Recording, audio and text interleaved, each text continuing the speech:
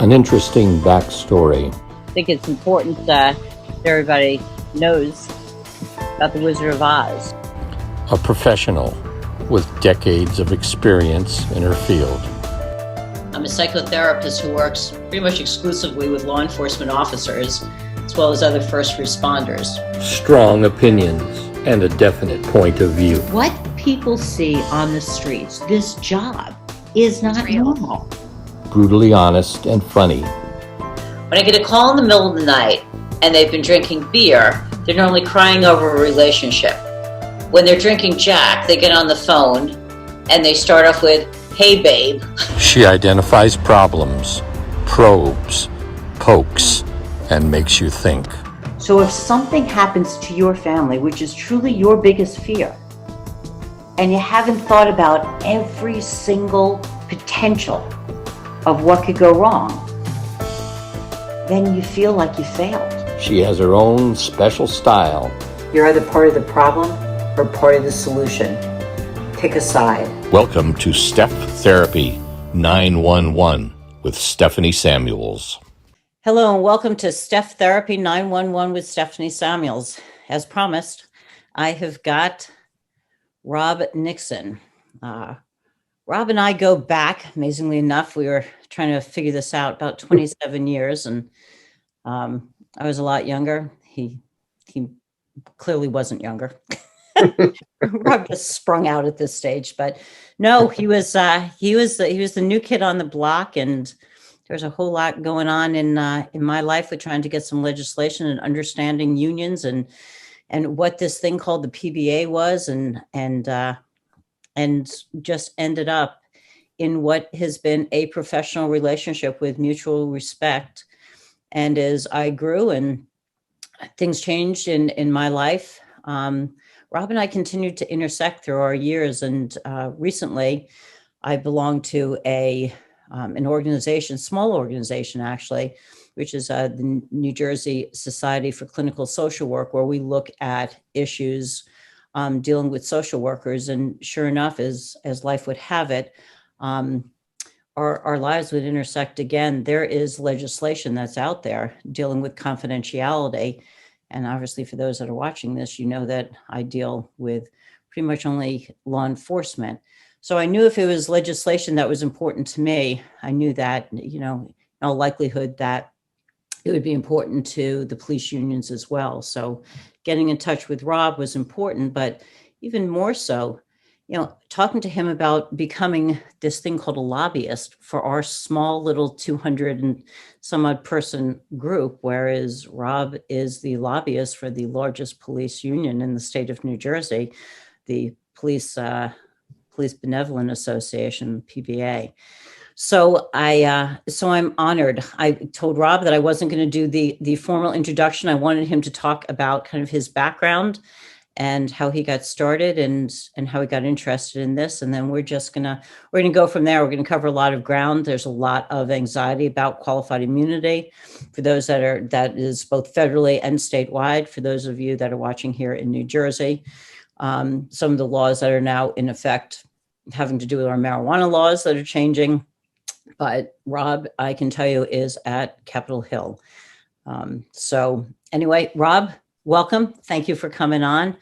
And thank you for your unwavering support for truly all these years and always making me feel welcomed and just your kindness and your genuineness.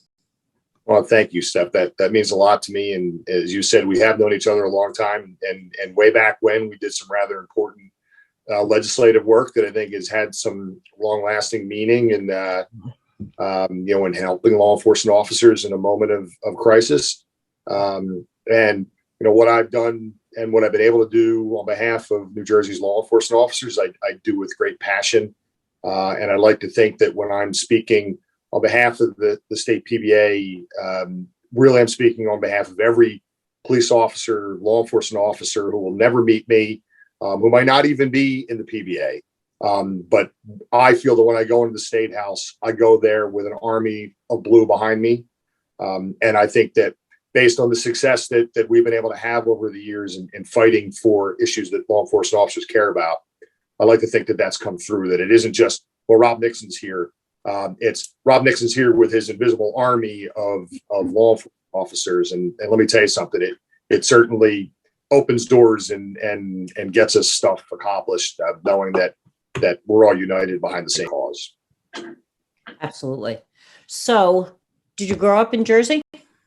I did not grow up in New Jersey. I actually grew up in Delaware County, outside of Philadelphia, and the only real kind of knowledge I ever had of New Jersey growing up was that that's where they kept the ocean. I mean, it never occurred to me that I would work in Jersey, let alone be here for a 27. Really, it goes back to my first job in politics in New Jersey, going back to 1993, right after I graduated St. Joe's in Philly, that I'd be in New Jersey. I always figured I'd be in Harrisburg or Philadelphia, or I'd have made a name for myself locally. But I'm just a kid from the literally on the tracks right outside of Philly. So, first job out of college was when I realized that I didn't want to work in a hotel in Philadelphia anymore, and I wanted to put my experience in politics to good use. I had been the chairman of the College Republicans of Pennsylvania for 2 years. I had spent more time volunteering on campaigns, being active in field organization and in politics than I probably spent in my studies. My grades probably proved it. But I wanted to get a job in politics. And as one of these things happened where you're talking about lives intersecting, many of the people that follow your podcast, certainly a lot of law enforcement officers, know a guy named Bill Spadia in New Jersey, who's the morning man of New Jersey 101.5. Well, Bill and I became friends in 1991, right before he went in the Marine Corps. And as life would have it, he came out of the Marines. We reconnected, and he said, "So what are you doing after college?" And I said, "I'm looking for a campaign job. I want to do something." And he said, "I know this guy up in North Jersey who's looking for a campaign manager.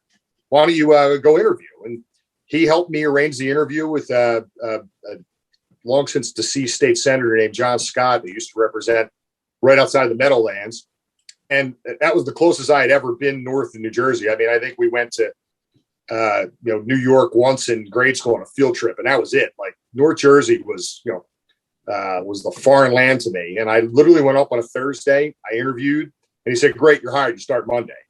And that was his hand to God. That was how it started. And we ended up, that was a very hotly contested state Senate race at the time. And Christy Whitman was running for governor. And as things magically happened, he won re-election. And I had my first real victory under my belt in Jersey, and started to build relationships that I still have to this day. Wow. I'm going to go back to college. Yeah. Year was what? So I graduated undergrad in 1993. So you're president of the College Republicans. Mm-hmm. What was the flavor of your campus at the time?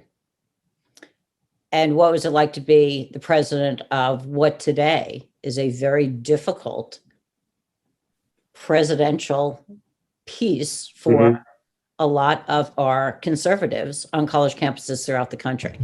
And you're in Philly. So what was that like for you back then, if you don't mind? That's a great question, because not only was I active in the College Republicans at St. Joe's, but I was also the state chairman for all of Pennsylvania. So I traveled to college campuses all over in my, especially my junior and senior year. I was fortunate to go to a small, it was then a small Catholic school. It was easy to know everybody. But I would say that it was mostly disinterest back then. The college campus I went to, people there weren't, holding rallies and sit-ins and, concerned about politics. And they were really kind of like, "Oh, here comes Nixon again," or more, trying to get us involved. And I was dragging people into being involved politically. And I remember going to an event at the University of Pennsylvania where I eventually got my master's degree. And like I remember it was like I was the idiot. I went on a weekend night, and I set up I was going to do a voter registration drive. And I actually had a keg of beer. I had everything going, have a party. and nobody showed up. Like it was like nobody was interested in getting involved in politics. And that was during, when remember that, Bill Clinton beat George Bush in the presidency. Like, and I was, it was like, come on, how can you not be excited about this? This is a really important moment in our history. And it was like, yawn. Now, and that was also during the Gulf War too, where there was a little bit of anxiety on campuses about, going to war in the Gulf. But nothing that was shutting down. No one was closing down classrooms and shutting down free speech. And it was still an environment where you could communicate and maybe disagree, but, nobody was really, it certainly wasn't Berkeley in the 60s. But it definitely wasn't, the United States today, where if you're not agreed with, heaven help you, you're gonna get, ostracized and potentially thrown off campus. Have you gone back there to talk to whoever the college president is of the Republican? I taught there undergrad as an adjunct professor for a couple of years, but it's been some time since I've been there to reconnect. And I would always kind of volunteer my time and effort. It's amazing how, things carry on and they ebb and flow. So I would hear from people and then I wouldn't hear from anybody. And then I'd hear from people. It's my understanding that the university is starting a public policy program, and some folks reached out to me to say, hey, if you want to be involved, to talk to students about what you do. And I said, sure, use my name. I'm happy to help any student that wants to be involved. And no matter what their political stripe is, I think it's better to have more people educated and involved. But I would love to, I'll listen out. Anybody that needs any guidance, I'm right here for them. That's great. Cause I do know that the college Republicans throughout this country are really struggling right now. Death threats that they are getting. And of course, in today's world, not back in 1993, we've got all the social media. So, very, very different. It is different. I think social media makes things easier to organize, but way more difficult to conduct decent educational conversations, because it's easy to send an insulting remark to somebody, some fake Facebook page, and I'm not on Facebook.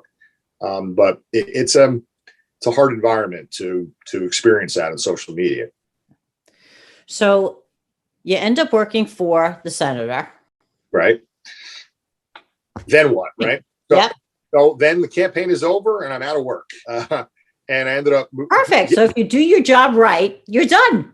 Yeah, basically, that's the harshness of the political reality. But it was the best thing that ever happened to me, because had he offered me a staff job or put me into, say, hey, I'll get you a job in the Senate Republican office back when the Republicans were in control of New Jersey, I would not be sitting here today.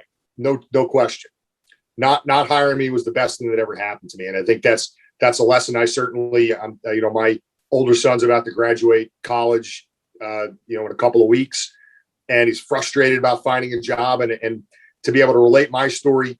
Hey, sometimes that rejection is the best thing that ever happened to you, because what happened to me was after I moved back in with my parents and thought, oh, I'm gonna have to go back to working at the hotel again. This is going to suck. One of the people that I worked with in that campaign took a job on a congressional campaign in South Jersey. And asked me, they said, look, we need a field organizer and you did a heck of a job, and you come down and interview. We're going to recommend you for this job. And I literally jumped in the car and drove to the appointment. And it was with this guy that old time Trenton people are going to know, named Bill Gormley. And Bill Gormley, you probably worked with him lobbying back in the 90s, because Bill Gormley was the very powerful chairman of the Senate Judiciary Committee and was the undisputed boss of Atlantic City at the time, and was running for Congress. And he was going to be the hands-on favorite. He was going to win. He was going to go to Congress. My life was going to be set. I was driving him every day. I was picking him up every day. We were going to events together. I was organizing all the subtle little teas about getting out the vote and doing all the kind of stuff. And started working there in March or April, and thinking this is fantastic, because Gormley was a presence in Trenton. Like not too many legislators like that around anymore who could move and shake like he could, and a brilliant policymaker. I loved every second of working with him. And then he ended up losing the primary to former Congressman Frank Lobiondo, who held that seat for 24 years. This is where life really takes the turn. And we're all despondent. And I took it really hard because, my job was to help the kid out the vote. And, just nobody saw this coming and saw Bill losing coming, including Bill. And I remember we had lunch at the St. George's Pub in Brigantine. And he went around the room to all the staff people and said, look, I own this loss. This is all me. My name is on the ballot. Everybody here work really hard. I want to try to help you find a job. What do you want to do? And he went around the table and kind of got to me. Now, what's this, June of 1994? Maybe I've just turned 23 or was around 23. And he got to me and he said, what do you want to do? And I said, I think I want to be a lobbyist. And he went, why? Bill had very little patience for political hangers on and people that couldn't carry their weight, of which, unfortunately, many lobbyists are those types of people when they get a little lazy. And I said, you know what, Senator, I just think I'll be good at it. And I don't know where I got that level of, self-confidence. Yeah. But it was there.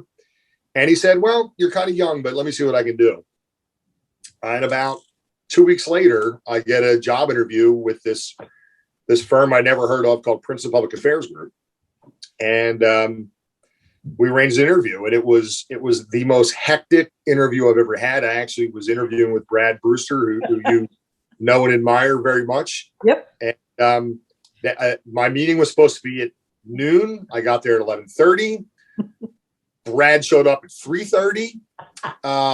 We did a customary run across the street to the State House. We talked about baseball. We talked about this. We talked about that. And then basically it was basically a courtesy interview. And the initial the letter I got was thanks, but no thanks. And a little while later, I got a call from Senator Gormley who said, how'd it go? And I said, I got told, forget it. He's like, we'll see about that. And I really credit Senator Gormley going to bat for me. Wow. Because not long after that, I got hey, why don't you come and join the firm? We really could use some, somebody, with your chops. And ended up taking a campaign management job in between, but I ended up starting with Princeton Public Affairs Group in January of 1995. I was ridiculously young. I'm pretty sure my first day, in the office, I went to the bathroom and threw up out of anxiety because I didn't know what I was doing. But because of the leadership of the firm's partners, Brad and his partner, Dale Florio, who, Brad since retired, Dale's still running the firm. They gave me a chance and they gave me a portfolio. And part of the portfolio was the state PBA, which was a relatively new client of theirs. And they're like, yeah, go help these cops, figure out what they need. And the rest is history. So what month were you hired? Because I have a letter dated April 27th, 1995. Yep. And it was to Brad, but his snarky little underling was, when I spoke to your assistant, this was me, Rob Nixon, and then it goes on. So clearly the gatekeeper. Yeah, it was me. How about was that? You. Yeah, I had no right to be anybody's gatekeeper. You did a great job. What Thanks. month were you hired? January. Fabulous. I'd been there, 3.5 months, 4 months at that point. Great. And you're my gatekeeper. Awesome. Yeah. But they had such an amazing reputation, and truly to hang out with Brad, besides insanity, was incredible. He's one of the few men that can really multitask. Yes. I mean, you just watched, and if there was a fine dance of Bedlam, he was the man that was leading the fine dance of Bedlam. But it seemed like very few things slipped. Mm-hmm. And the passion that he had, truly for the police, because that's really where I ended up connecting with both of you, Mm-hmm. was evident. So whatever it was that you brought to the table of the go find out about this PBA thing, there is something that obviously ruminated because you guys both owned it. Absolutely owned it. Yeah. Was there any connection to law enforcement with you prior to any of this? No, none. Not at the time, not a single member of my family were in law enforcement. I can say I probably never had a positive or negative experience with law enforcement during my entire life up to that point. Since then, I have two younger cousins who became FBI agents, but at the time, no, not a single experience of my own. As far as I know, neither did Brad. But that was the great thing about somebody like working for Brad, because you're right, it wasn't Bedlam. Bedlam may have been going on around it, but Brad was always on target and laser focused. And he never thought in a straight line. And that was the thing that it took me years and years to figure out, because we would do strategy sessions every Monday morning at the firm, and I'm sure they still do this. Every morning at the firm, there was a staff meeting, and everybody sat there and talked about all of their issues and their needs and who could help with what and what the political implications were. And you could help think through problems for your clients with your colleagues. But Brad, I was my direct report, and I would go to him regularly.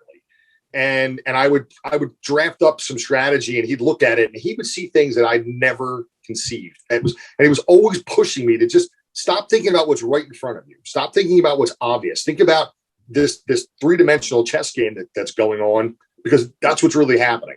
So, and that's where I really learned not to assume anything, never take anything for granted, and always anticipate.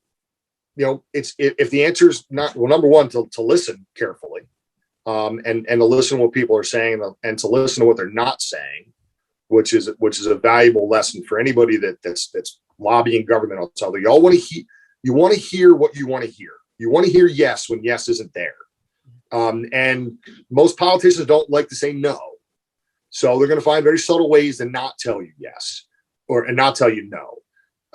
And based on that, to think of options and opportunities to fill in those gaps. And he was the best. Like, I still, to this day, after 27 years, I think back to some of those conversations as I'm thinking about strategy, and he's really shining star of what a policymaker is. And you've honored him. Yeah, you've thanks. honored him.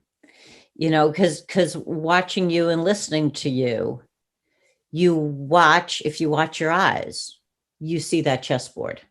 Mm-hmm. It's like the Queen's Gambit. And I don't even play chess, but that much I know. But you also know, if you make this move, you've got to be able to think what the counter is going to be. Mm-hmm. And then does that put you in a situation where you can't get out of it? Yeah. And you have the ability to do that. You're also a really good listener, that you can hear what people are saying, and you're not necessarily thinking 3 questions ahead. You're able to stay in the here and now, which is really important to be able to do with people, particularly when people are just passionate about what they feel.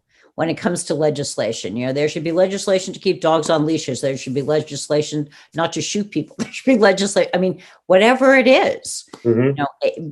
And people are passionate about it, Yeah. and you're able to hear it and to be able to very brilliantly navigate it. We were on a call not that long ago with one of the assembly people. I think she was assembly. And you watched as I was going down a rabbit hole, and it was going down a rabbit hole, and you did just a great job being able to, quickly dig next to that hole, give me my escape route, put somebody else in there to blame, and boom, next thing I know, I'm not down the rabbit hole anymore. Part of my responsibility is to know what the ultimate goal my clients are shooting for, and sometimes these conversations tend to meander a little bit, and you get off topic, and then the focus becomes the off topic and not the ask. And that's why I probably spend more time in meetings listening after I've set it up. I'm gonna set it up, you spike it. And that's, I think, the role that I can play. With the PBA, I would say that most legislators, all legislators, they know, the PBA leadership, no matter who the president is. But they especially now, Pat Colligan comes in the room, all the legislators know Pat. But it's my job to say, okay, that relationship set. Now let's talk about the intricacies of the policy. Let me talk about the intricacies of the policy. Pat, you put a finer point on it and make this personal. And so there's that weaving together of things. But yeah, every now and then you got to come back and pull you back on the script here, because it's very natural and people just want to say what's on their mind. And, but I've got a goal further down the road. No, you did that brilliantly. Thanks. So great segue into, why do you hire lobbyists? What is it that organizations, because it's much more so organizations than it is private people, Mm-hmm. what is it that a lobbyist does that's so important? And then we'll get into kind of what's going on today. So Sure. tell me about that. Okay. Somebody wants a career. What the hell are we doing and why? Right. So I really look at lobbying as a really untapped American right. It is centered right in the heart of the First Amendment, and no one pays any attention to it. In fact, we think about lobbying our elected officials as something that is a sleazy, underhanded, money-oriented process, when really it is a right that we should value and hold dear as Americans. Because I teach a graduate course on this topic at the University of Pennsylvania. I've had students throughout the course of my teaching career from other countries where lobbying is not established, in some cases where in their view it's outright bribery, and from what they've expressed, and they don't get what it is that we're doing in the United States when we lobby.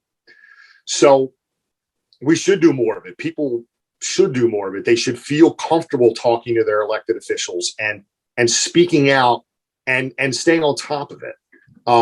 But the differentiation between your right and my professionalism is a couple things. The first is these people have real jobs.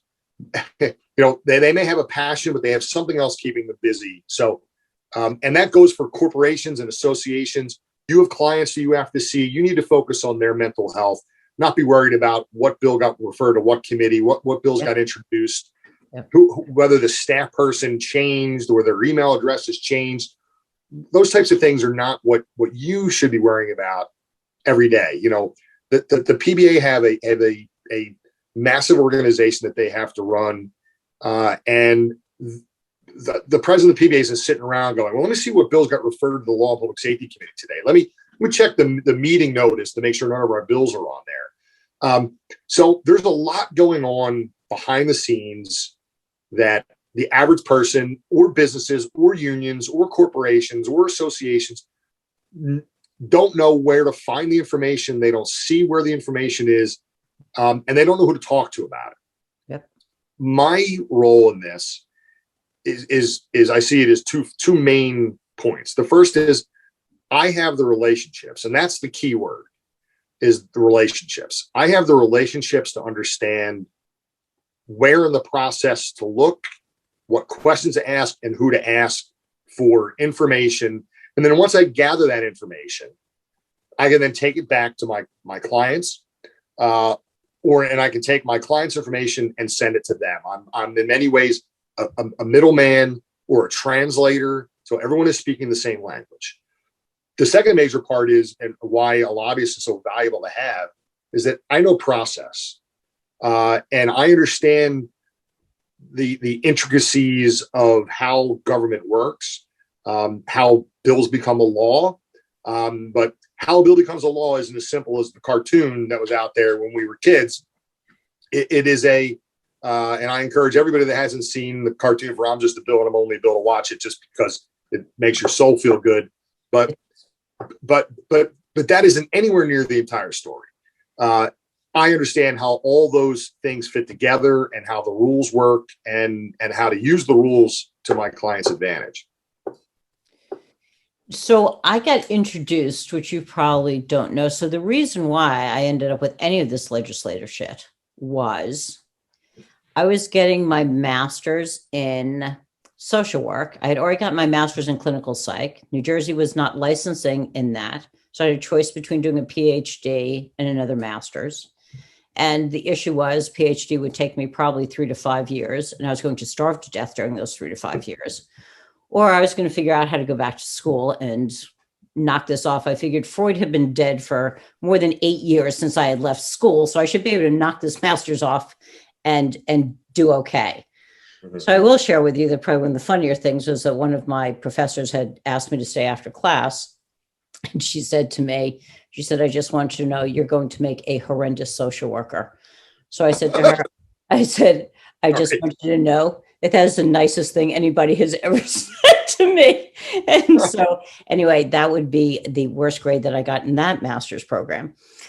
But I took a policy class. And one of the things, so I had been working with, God rest his soul, Jimmy Van Etten, for years before, when you guys were doing the police officers' bill of rights. Yep. Which was like 170 some odd pages. I mean, it was just crazy. And in that was a hotline for police officers buried someplace in that bill. Mm-hmm. So, and the bill, as you know, died. So I'm now taking this policy class. And one of the things we had to do was talk to an assembly person. So I was like, okay. So I go in, and Claire Farraher was in my district down the street. And I'm like, all right. So I sit down with Claire and I say to her, I tell her, what I'm doing, why I'm there. But then I also say, there is a piece of legislation I'm interested in. Here's what's going on. We need a hotline. This is what it's based on, blah, blah, blah. It needs to be cops talking to cops, kind of lay this out. They need to be retired, explain why they need to be retired, kind of go through this. Turns out that Claire's brother-in-law, he was a brother-in-law, been a homicide detective in Florida. Mm-hmm. Complete law enforcement family. Absolutely loves it. And so the running joke with my policy class was, what does it take to get an A? I've already had it introduced into law. So,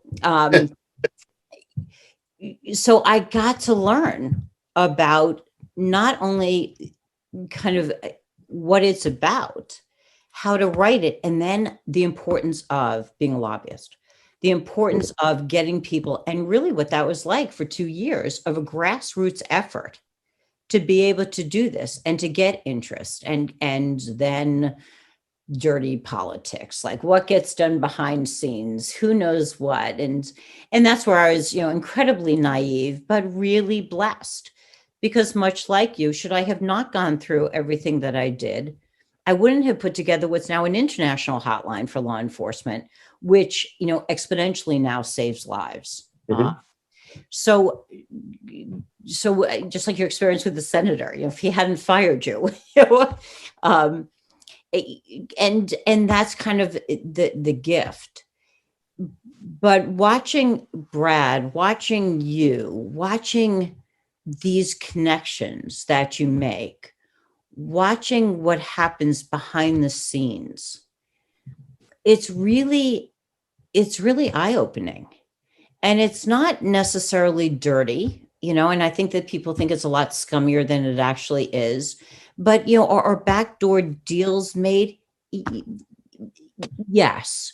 But they're not deals that you were selling out one for the other or what have you. It's just, how business is done.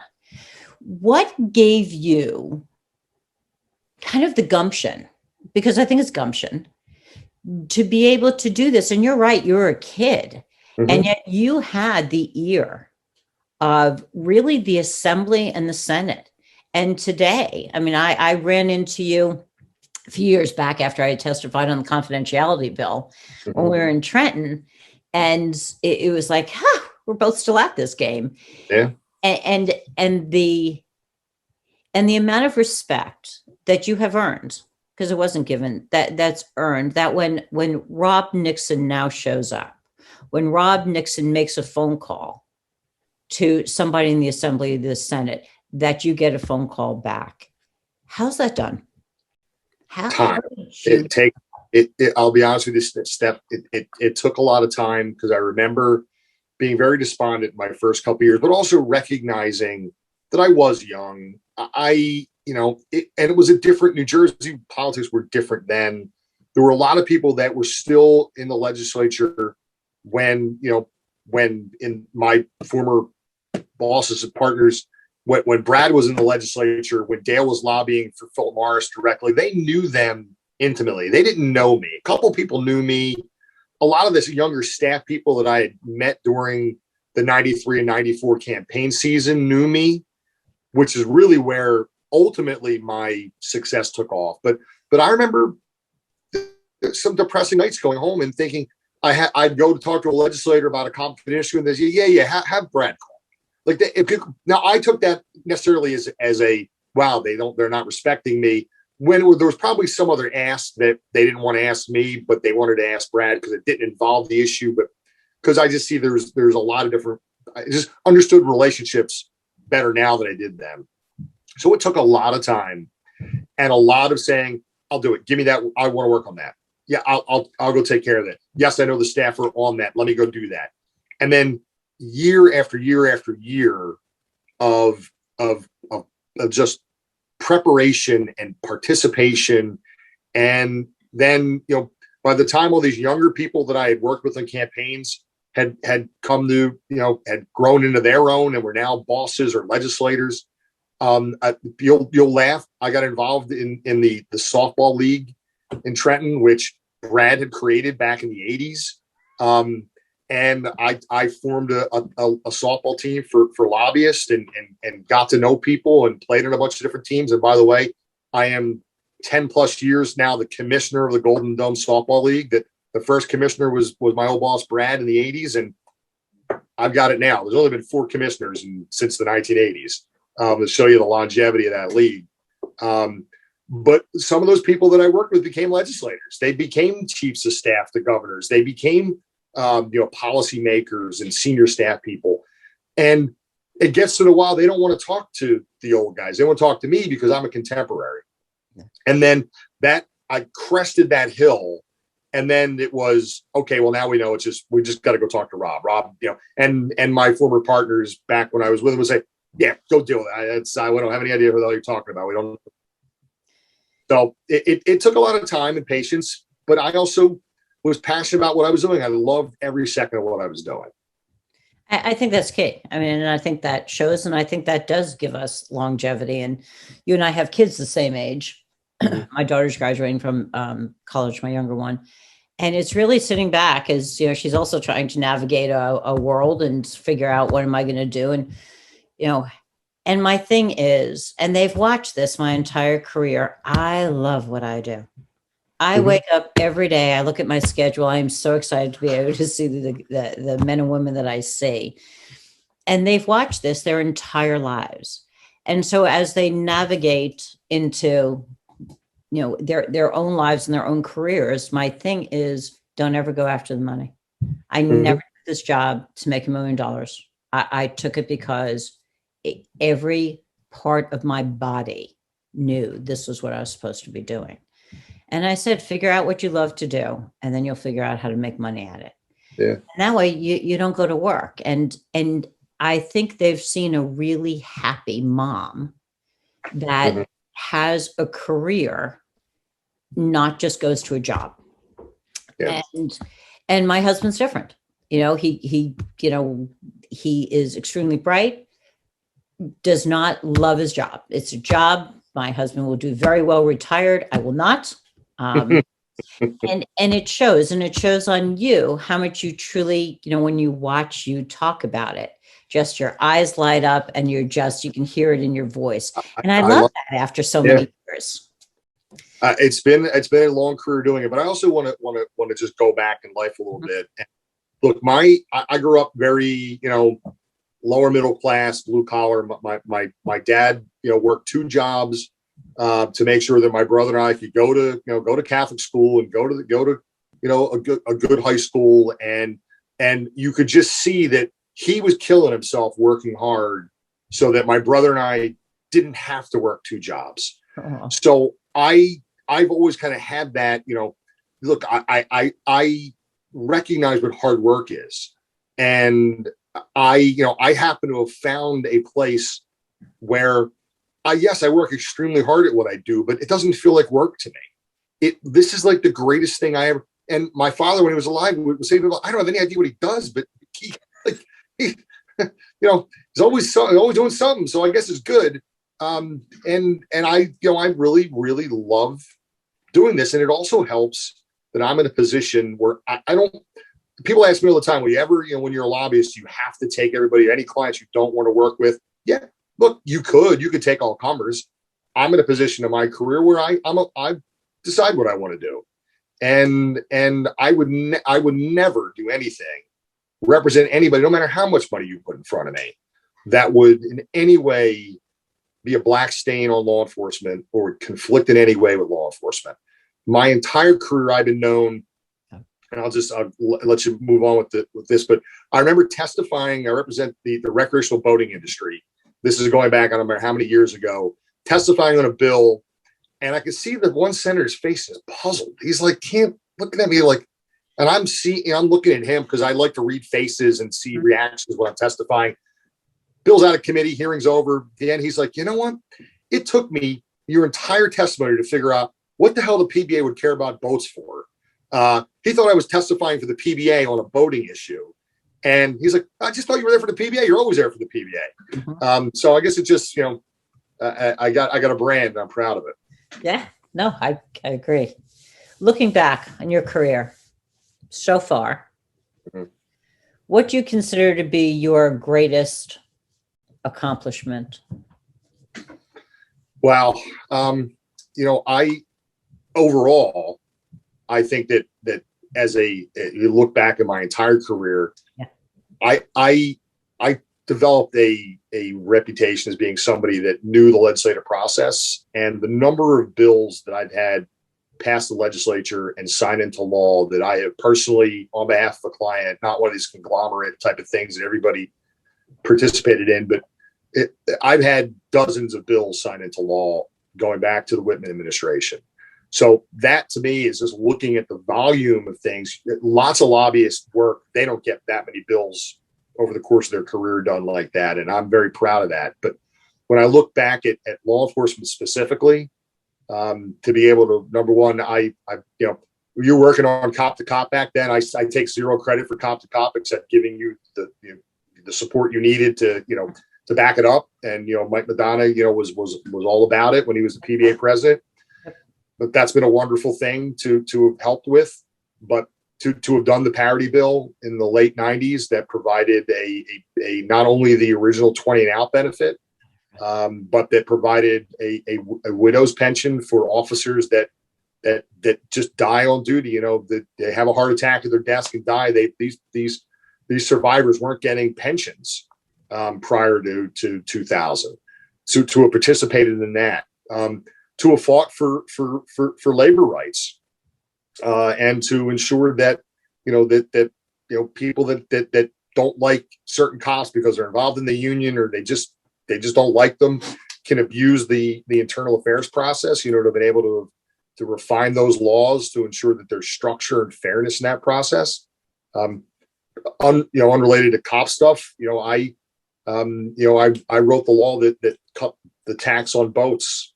So you buy a boat in New Jersey, you're only paying a 50% sales tax. And that sales tax is capped no matter how expensive that boat is. And that rescued the boating industry after Hurricane Sandy, because, people that own boat dealerships aren't millionaires or mom and pop businesses. And that's something I take a lot of pride in. And I could go, through client after client after client over the years.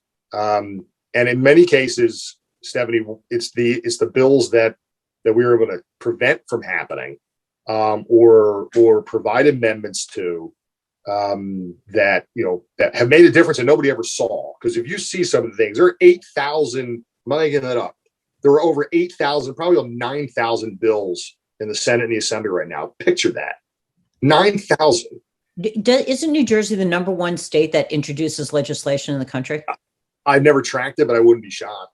Okay. Because remember, most states aren't full-time legislatures.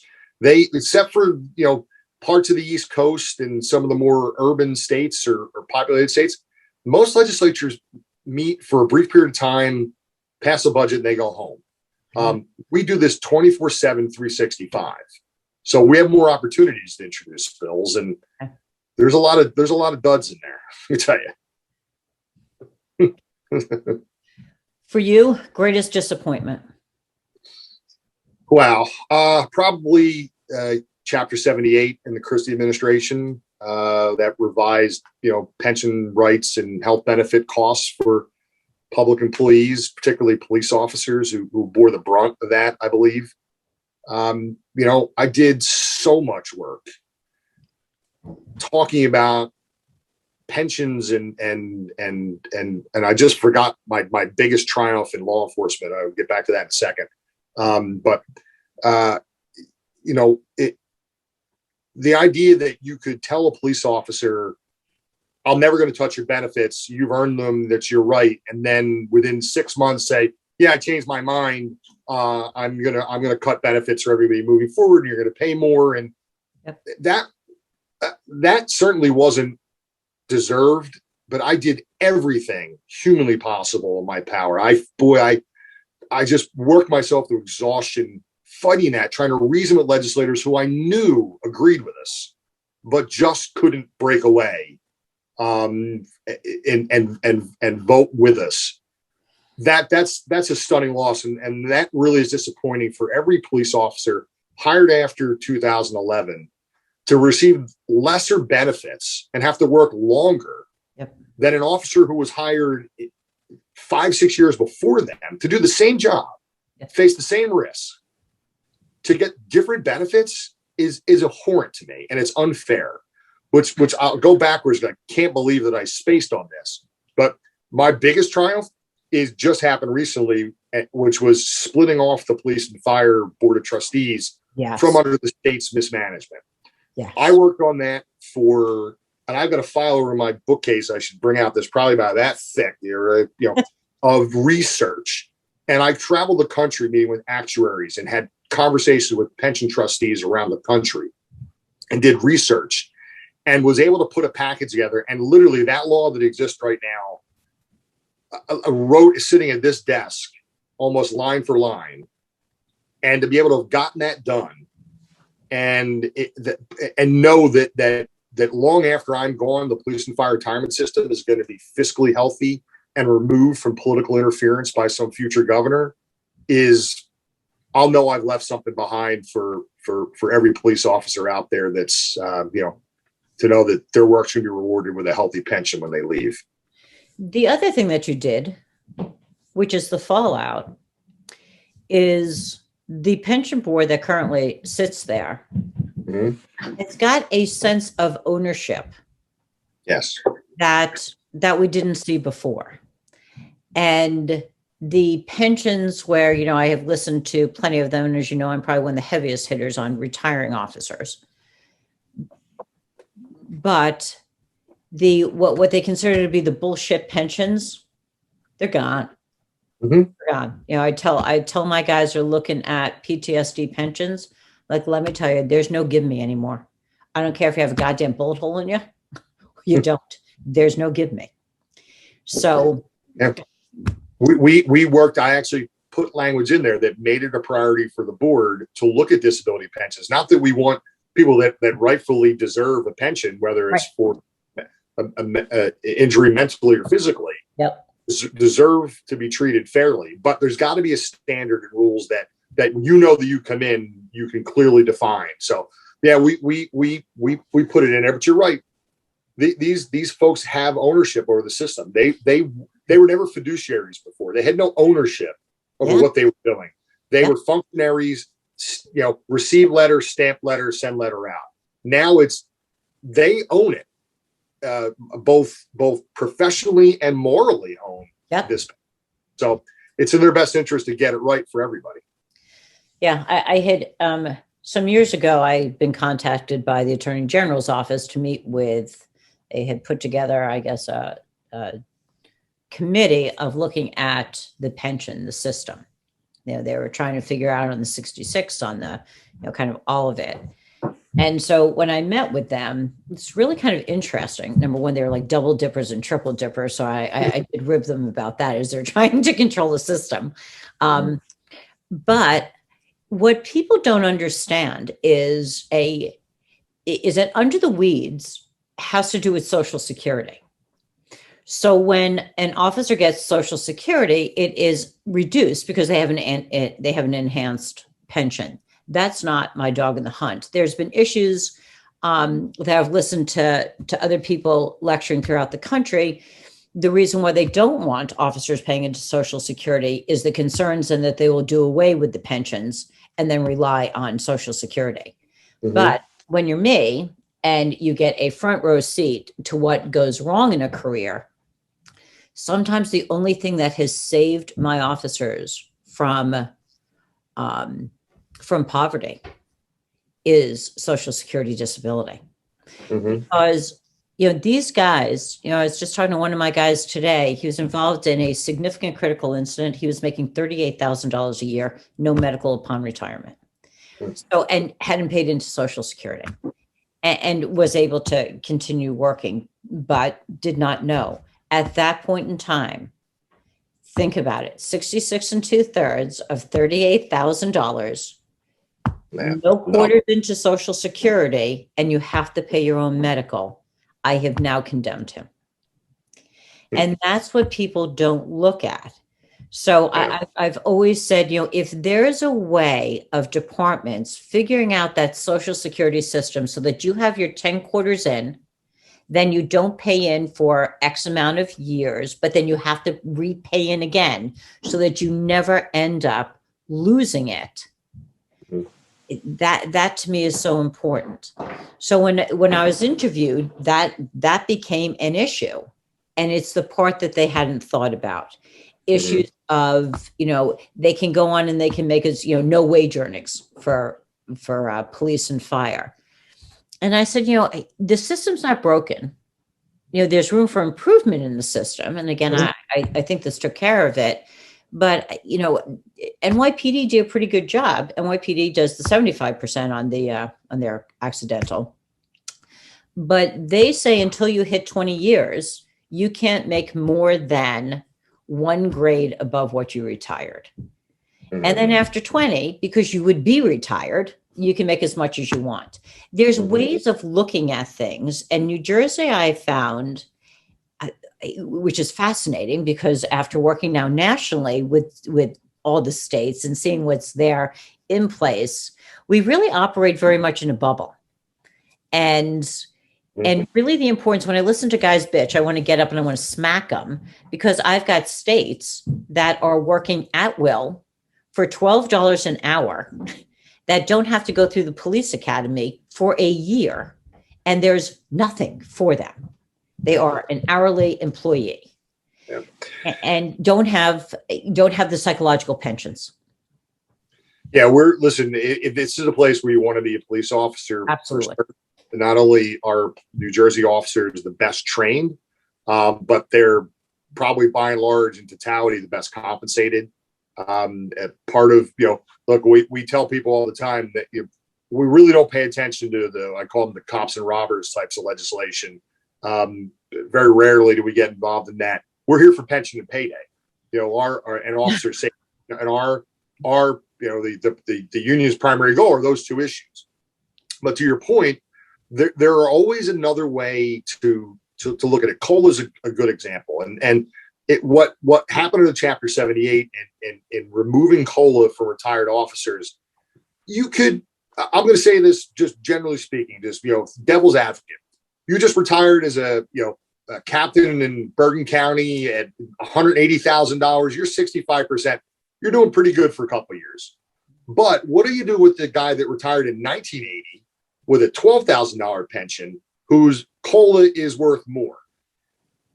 The answer to that, there was no way to fix that post Chapter 78, because it was, you either put it back the way that it was or you got nothing.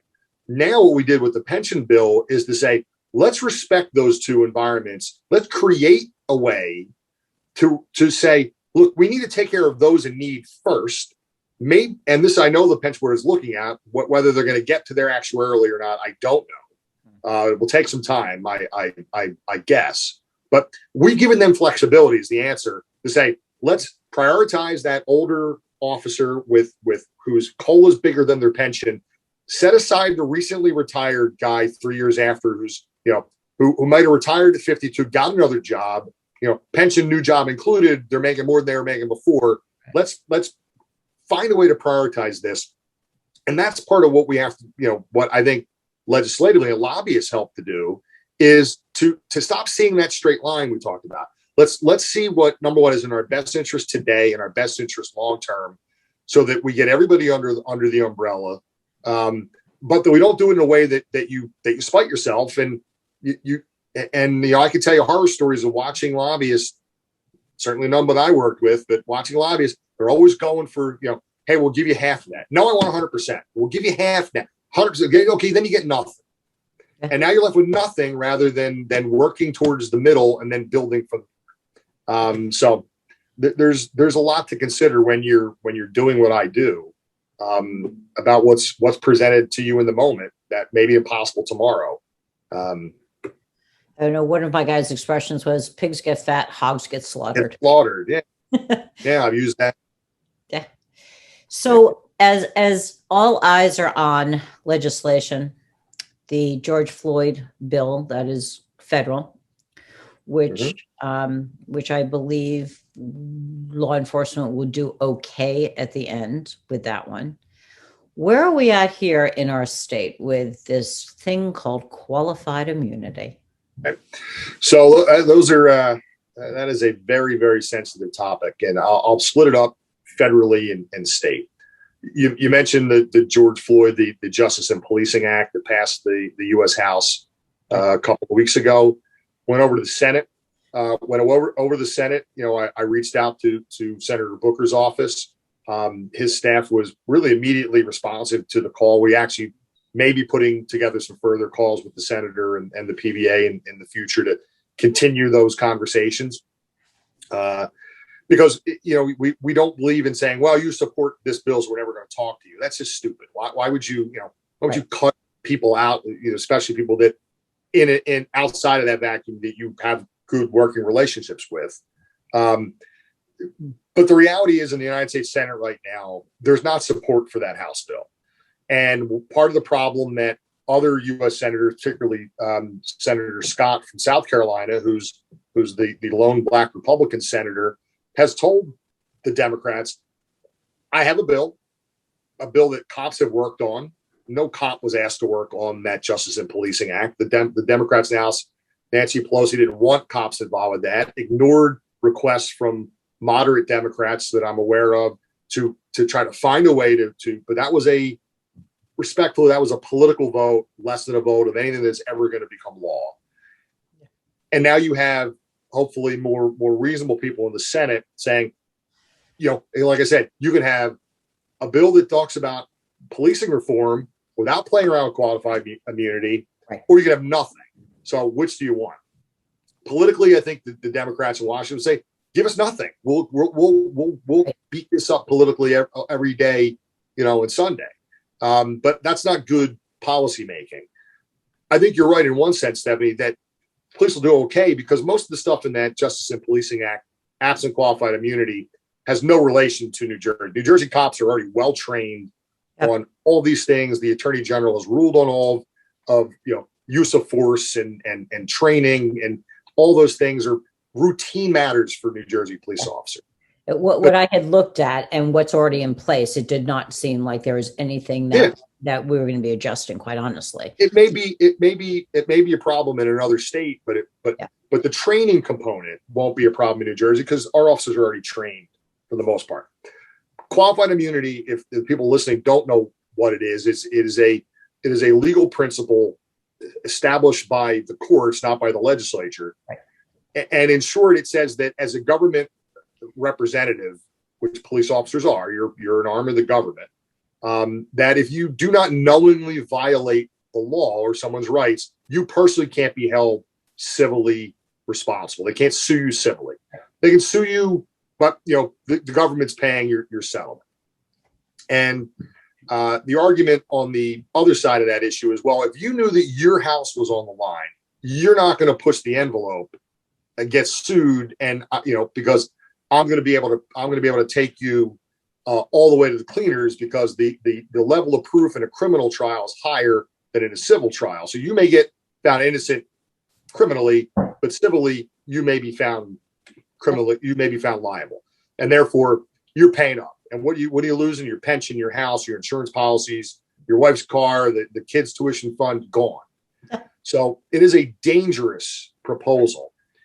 In New Jersey, there are qualified immunity bills in the legislature. None have moved, but there was a recent test vote in the state Senate when the marijuana, quote unquote, cleanup bill was passed. There was a motion made on the floor to strip cops of qualified immunity in cases involving marijuana arrest of minors. And I think that was a test vote, but it failed overwhelmingly. Republicans and most of the Democratic caucus voted against that motion. And it wasn't even a close vote. So right now, I think that is not a state level concern, but it certainly is one that we need to keep in our peripheral vision. And that information really needs to be disseminated, because I'll tell you, in my practice, that's probably the number one thing that gets addressed is, and if they do away with qualified immunity, I'm leaving this profession. We've look, I heard as recently as yesterday, the state PBA president tell a legislator that it is, we know cops. I'm not a cop, but the law enforcement officers I work with, when they say that morale is bad, cops are going to leave in droves. We said it during Chapter 78, and what happened? People ran for the hills, right? Why am I going to take a beating, lose my benefits, lose my pension? I'm retiring. You had a brain drain. Now under this, New York City had to put a freeze on retirements. Yep. Because so many people are going out the door. Yep. And can you blame them? No. So you have scared cops into wanting to leave a profession that, I got to tell you, you become a cop, not only do you love doing what you're doing, but you've got more guts than the average person does. And if that threat's enough to make them want to leave, then the government, the legislature, and politicians really need to just take a step back and understand that's not something to be proud of. Mm-hmm. That's bad. That's dangerous.